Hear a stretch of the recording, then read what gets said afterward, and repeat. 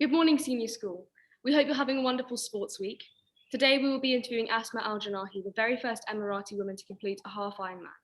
For those of you who are unaware of what a half Ironman is, it's an arduous type of triathlon consisting of a 1.9-kilometer swim, a 90-kilometer bike ride, and a 21-kilometer run. The race usually begins at 7 a.m. and the athletes have 8 hours to complete this strenuous task. This means that the race usually ends around late afternoon for the vast majority of the athletes. In order to get further insight on the whole experience, as well as the difficulties posed with competing as a woman in a predominantly male industry, we have Asma Janahi to elaborate.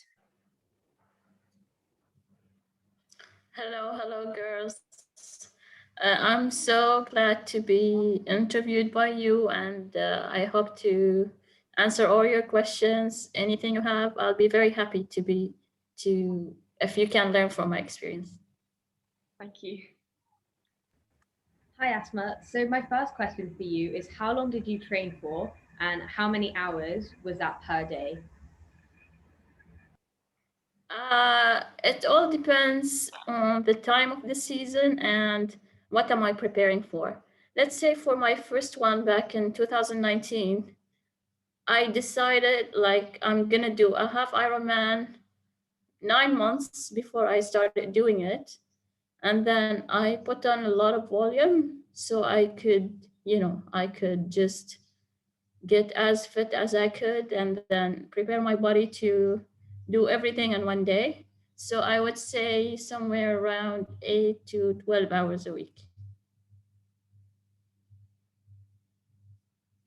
And what inspired you to do such a thing in the first place? I mean, there are so many other ways to kind of stay healthy and stay fit. Why an Ironman or half Ironman? Well, I started doing triathlon by chance, so I just wanted to experience it and tick it off a bucket list. And out of a sudden, it became so addictive, so I wanted to do. So after, let's say, 2 months from doing the shortest distance, which is a super sprint, I wanted to challenge myself and do a sprint distance. And once I did the first sprint distance, I felt like, hey, this is possible. Let me just train a little bit extra more, and I might be able to finish that Ironman, which I thought one day is like, this is not humanly possible, but let me try. So I think the community which is around me have helped a lot. The supportive people that I have around me have really helped a lot. So they helped me to believe in myself, even though I did not really know how to swim before my first triathlon. So my second question for you is that did you ever find it difficult or ever doubt yourself thinking that you couldn't do it? I've been doubting myself for until the race day. I've been doubting myself if I can do it or not. And in terms of like, okay, I believe that I have put all my training, but you never know what happens on the day. So, but yeah, for example, it's been many times that I failed to finish the swim distance and my training, even though once I wanted to do, let's say, Olympic triathlon, but it didn't go as planned. So I couldn't finish the distance that I supposed to finish. So definitely, like if I don't doubt myself, that means it's not challenging enough. So yeah, that's definitely, you know, there be doubts until the race day, definitely. On a more personal level, kind of, did you ever feel slightly kind of hindered by maybe your Islamic faith, having to wear kind of a skin tight swimsuit when you're swimming and stuff? Were there any challenges in terms of that area? Sorry, can you repeat? Because I can't hear you properly. Yeah, that's fine. Just on a more kind of personal level, did you ever feel slightly hindered by kind of, wearing a tight kind of swimsuit when you're doing swimming, and it's quite a lot of like men around? Was that ever kind of challenging?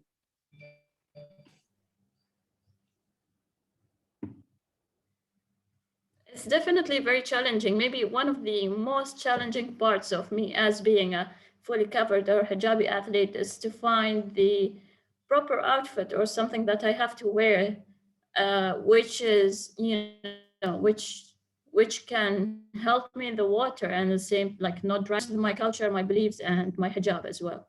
So it was always a very challenging thing. And then there is no place that they offer, let's say, hijabi tri-suit or anything related to that. So we had to design our own and search for a supplier to make it for us. So my question for you, similar to Amber's, is did you feel that you had full support from your family and the Emirati community? Definitely. Let's say at the beginning, not everyone will understand what I'm doing. Like, why do you train too much? What are you doing? You're wasting your time. But sometimes there is a lot of noise around you. But if I had a goal in my head, I also have to, commit to it and then do it no matter what. At the same time, like the doctors are there, and then there are the people who are supporters and extreme supporters. So I'm trying to minimize the doctors and be around the supporters most of the time. So they help me. On a more social level, did you ever find it difficult to kind of communicate, interact in like a predominantly male industry? Was it hard to ever talk to people or? Not really. Let's say because let's say university work is most of the time it's also male dominant. So as long as like the community is super friendly, there are no problems with that. It might be a little bit challenging, in terms of we're not many people. Not anyone will understand you, you know? So we have a group called Tribals, which is like women only community. So you can feel free and talk and discuss some problems that the men won't understand, but the woman will definitely understand. So, how did you balance your career from your training schedule? Well, it's time management is the key, definitely. So I have to wake up early in the morning. So like this helps me to keep a good, healthy lifestyle as well. So I wake up early in the morning, have a quick breakfast, go for my training, change, and go for the office, like go to the office. Once I'm back, I might have another session of training, maybe a shorter one. So I do it and then I go home. It feels like overwhelmed, but I'm trying to finish my work at work, and then once I'm done, I can do some training and then spare also some time for the family. But I have to be super efficient because if I'm not, then it's not gonna work.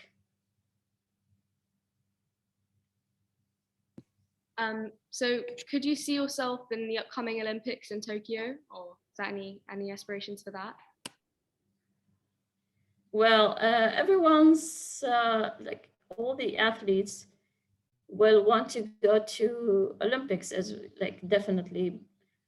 For now, I think it needs a little bit more time than a year or something to get to that shape. So I'll give myself time, and I'll upgrade my goals as it goes and see where I am. Maybe 2024 will be the year that I aspire for Olympics. Again, similar to Amber's question, do you have any aspirations for Kona? Kona. Yeah, it's another question, as you said. So every triathlete's dream is to go to Kona and then experience it there. So like once I just see the photos, the videos there, I'm like, this is just wow. And then when I see all the athletes there, like I have so much respect to them. Uh, if like 2,000 people around the world around the world can do it, I can do it as well. So I just need some extra training and some extra experience and learning, and then maybe I can do it. And now coming into more a bit more current times, like how did you maintain your fitness levels during lockdown when we were all cooped up inside? Yeah. Well, honestly, it was really challenging. I wouldn't say like I completely maintained my, yeah, my shape, because that, like, I messed up. Like, I didn't swim for 3 months. I almost didn't run for long enough since like 3 months or 4 months as well. So it was so challenging to go back into running. It was so challenging to go back and, swim in the pool, in the open water. For the cycling, I brought myself a trainer at home, and then I maintained my cycling at home. So yeah, I mean, priorities changes at these like weird times and challenging times. Therefore, I try just to keep myself, you know, doing like, doing and dealing with what's available.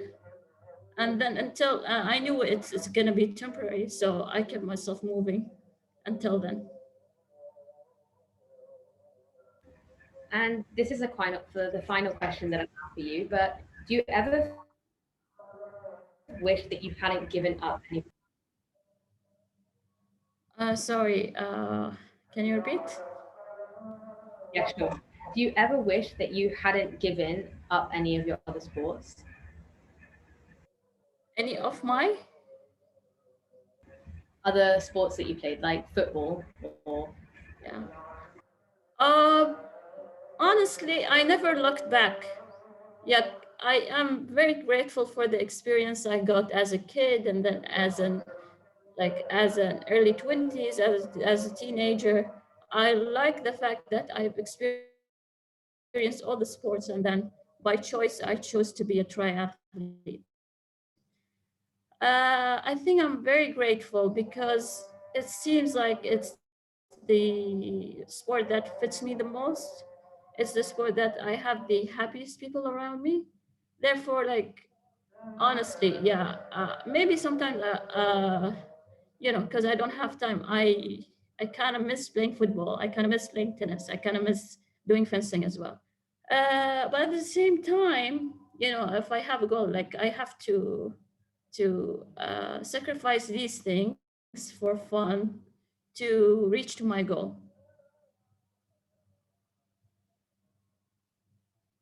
Thank you so much, Asma. It's been a great pleasure to You're most welcome.